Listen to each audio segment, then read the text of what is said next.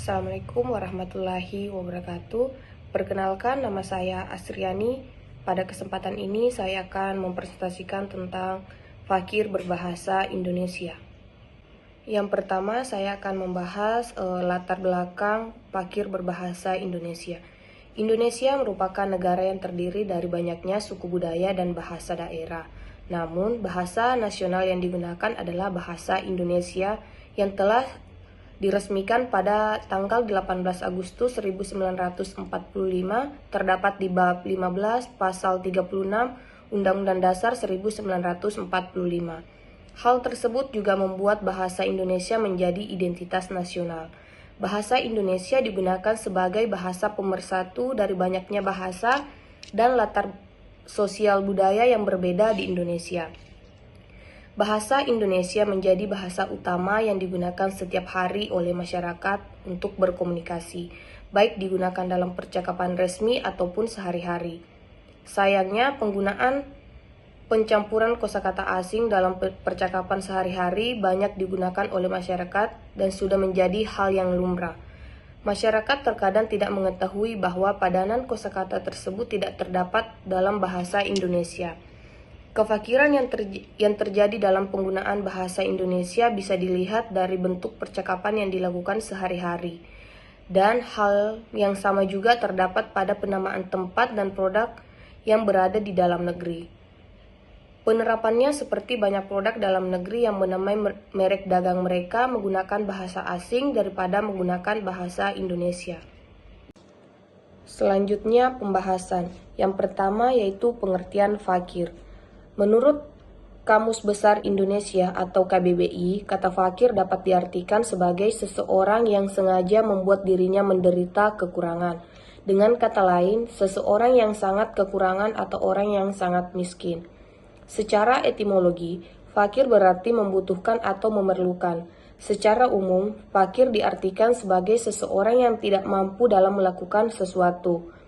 Ketidakmampuan ini mengakibatkan seseorang tersebut tidak memiliki apa-apa.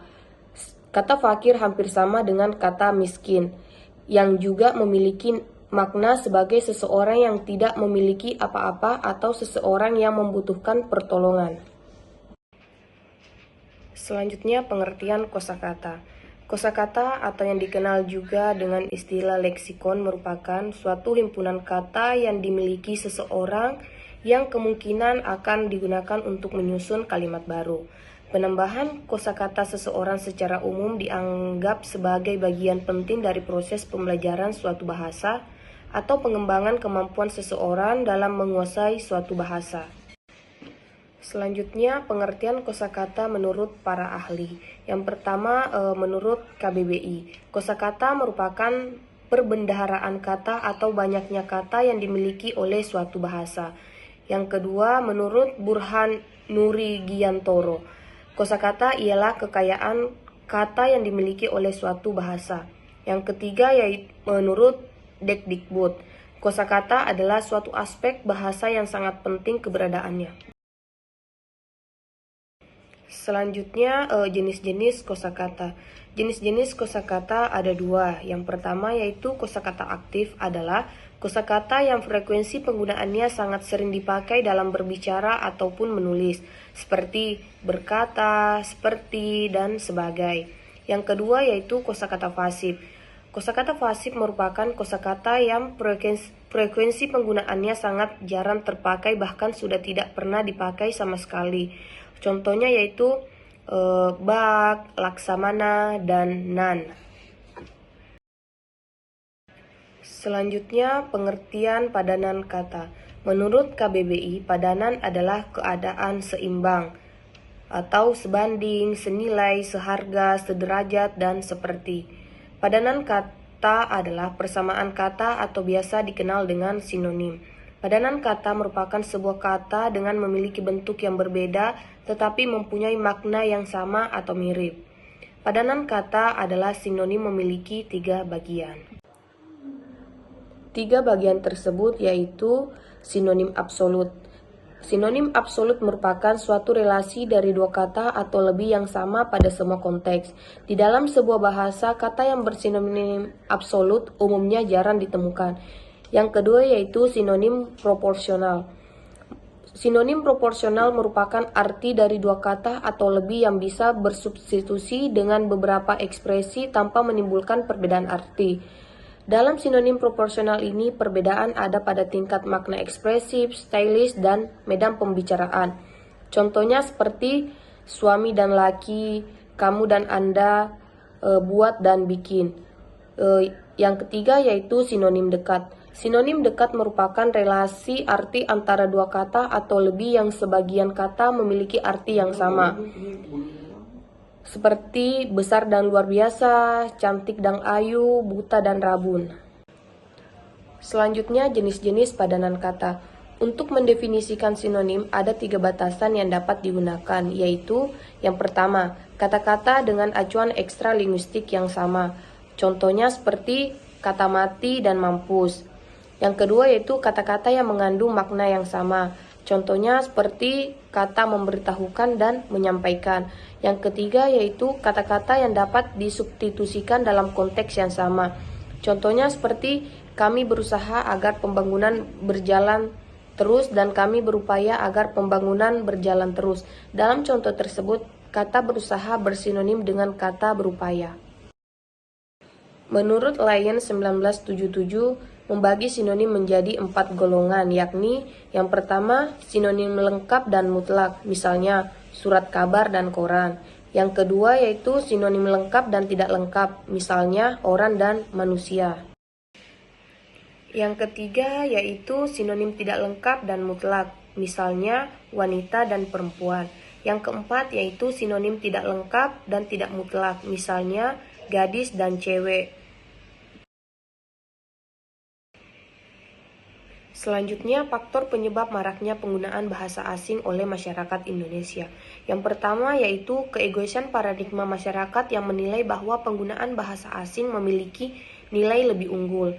Selanjutnya, ketidakpahaman masyarakat dalam mencari istilah asing tersebut dalam padanan bahasa Indonesia. Selanjutnya, proses penyerapan istilah asing dalam bahasa Indonesia terjadi melalui beberapa cara. Yang pertama yaitu proses adopsi. Proses adopsi adalah proses terserapnya bahasa asing karena pemakai bahasa tersebut mengambil kata asing yang memiliki makna sama secara keseluruhan tanpa mengubah lafal atau ejaan dengan bahasa Indonesia. Misalnya shuttle dan hotdog. Yang kedua yaitu proses adaptasi. Proses adaptasi adalah proses diserapnya bahasa asing akibat pemakai bahasa mengambil kata bahasa asing, tetapi ejaan atau cara penulisannya berbeda dan disesuaikan dengan aturan bahasa Indonesia. Contoh misalnya option, opsi, organization, organisasi, dan maksimal, maksimal. Yang ketiga yaitu proses terjemahan. Proses terjemahan adalah kosakata dari bahasa asing dicarikan padanannya dalam bahasa Indonesia. Misalnya uji coba, bahasa Inggris try out.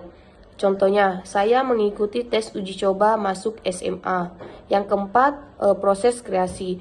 Proses kreasi hampir mirip dengan terjemahan, tetapi tidak harus memiliki bentuk yang sama. Misalnya, dalam bahasa asing ditulis dalam dua atau 3 kata, sedangkan dalam bahasa Indonesia hanya ditulis dalam 1 kata. Contoh, telepon genggam, bahasa Inggris handphone.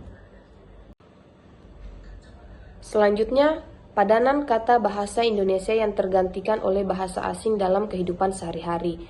Di bawah ini beberapa contoh kosakata bahasa asing yang sering digunakan dalam bahasa lisan maupun tulisan, bahkan sering muncul di berbagai media. Yang pertama yaitu barcode. Kata barcode digunakan saat berkaitan dengan kebutuhan untuk mendapatkan informasi tentang suatu produk atau barang di berbagai media. Padanan kosakata ini adalah kode batang. Yang kedua yaitu laundry. Kata laundry ditemui di sekitaran lokasi yang dekat dengan tempat tinggal atau pemukiman. Banyak iklan yang bertebaran menggunakan kata ini. Padanan kosakata yang bisa digunakan untuk menggantikan kata ini yakni kata penatu. Yang ketiga yaitu screenshot. Banyak pengguna media sosial yang mengunduh berbagai jenis aplikasi untuk mendukung proses komunikasi mereka. Misalnya aplikasi screenshot. Padanan kosakata yang bisa digunakan untuk menggantikan kata ini yakni tangkapan layar. Yang keempat yaitu PowerPoint. Istilah PowerPoint atau PPT biasanya digunakan untuk tayangan dalam program Microsoft Office. Padanan kosakata yang bisa digunakan untuk menggantikan kata ini yakni salindia. Yang terakhir yaitu penutup. Selanjutnya ada kesimpulan. Fakir adalah ketidakmampuan atau kelemahan seseorang untuk melakukan sesuatu yang mengakibatkan seseorang tidak memiliki apa-apa, baik pekerjaan maupun bisnis. Kosakata adalah kumpulan semua kata yang memiliki dan dipahami seseorang dan digunakan untuk membuat kalimat baru. Kosakata yang kaya, seseorang dianggap sebagai citra kecerdasan dan pencapaian pendidikan. Kosakata dibagi menjadi dua, yaitu kosakata aktif dan kosakata pasif. Padanan kata atau persamaan kata atau biasa disebut dengan sinonim merupakan sebuah yang memiliki bentuk berbeda tetapi memiliki makna yang sama atau mirip. Padanan kata atau sinonim menjadi 4 bagian, yaitu sinonim lengkap dan mutlak, sinonim lengkap dan tidak lengkap, sinonim tidak lengkap dan mutlak, sinonim tidak lengkap dan tidak mutlak. Kosakata bahasa asing makin marak digunakan oleh masyarakat Indonesia. Hal tersebut disebabkan karena keegoisan paradigma masyarakat yang menilai bahwa penggunaan bahasa asing memiliki nilai yang lebih unggul, dan ketidakpahaman masyarakat dalam mencari istilah asing dalam padanan bahasa Indonesia. Proses penyerapan istilah asing ke dalam bahasa Indonesia dapat terjadi melalui beberapa cara, yaitu proses adopsi, proses adaptasi, proses terjemahan, dan proses kreasi. Selanjutnya ada saran. Penggunaan bahasa Indonesia oleh masyarakat Indonesia diperkirakan akan meningkat dan terus diterapkan dalam kehidupan bermasyarakat. Hal ini dapat dilakukan dengan memupuk rasa cinta dan bangga terhadap bahasa Indonesia. Kecintaan dan kebanggaan terhadap bahasa Indonesia ini akan mendorong setiap orang untuk belajar dan menggunakan bahasa Indonesia. Selain itu, hal ini juga dapat dilakukan dengan meningkatkan peran dan tanggung jawab guru agar dapat memperkenalkan kepada siswanya jati diri bangsa Indonesia, yakni bahasa Indonesia. Hal ini dapat dilakukan dengan membiasakan siswa membaca kamus besar bahasa Indonesia karena mengandung banyak kosakata bahasa Indonesia. Dengan begitu, pemahaman kosakata bahasa Indonesia bisa meningkat.